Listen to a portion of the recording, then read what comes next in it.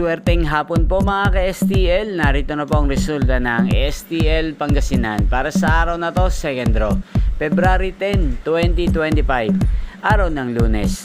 Naway ang mga natayaan nyo pong mga numero kanina ay manalo nawa ngayong hapong ito, 5 PM. Kaya kunin nyo na po ang inyong mga tickets. Narito na po ang resulta.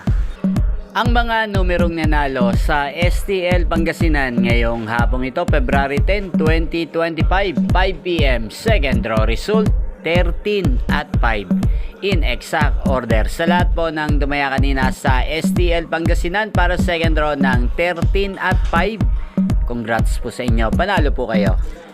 At ngayong hapong ito sa STL Pangasinan, atin pong i-shoutout si Ate Apple ng Pangasinan na laging nanonood sa channel na to.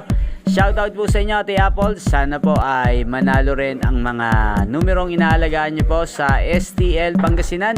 At sana ay nasa mabuti rin po kayong kalagayan.